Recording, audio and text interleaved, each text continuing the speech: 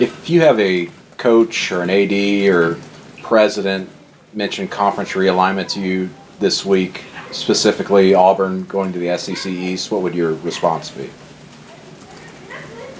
Well, I don't answer hypotheticals, so we'll continue that tradition. You're carrying on the tradition there.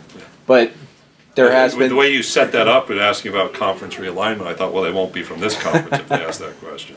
But obviously Gus Malzahn has I thought that was a much it. better line than apparently. You just think like big picture there. But Gus Malzahn has said it publicly in the media.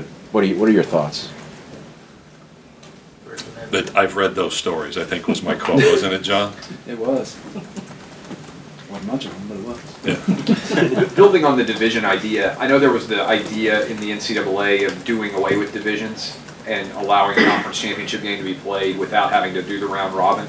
Does the SEC have a position still on that? And is that, I don't even know, what's the status of that proposal at the NCAA? Yeah, we Clay, have a long history of divisions. It's worked incredibly well. I think they have meaning for us.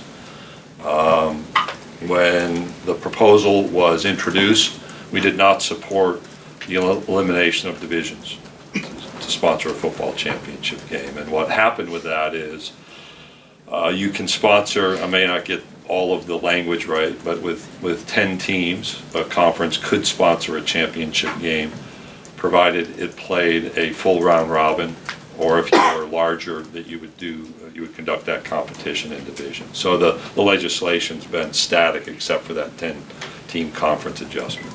So you don't anticipate any change to that in the near future? Not from us. Yeah. I think you look and you say, you know, to my earlier comments, we've had great crowds, great success.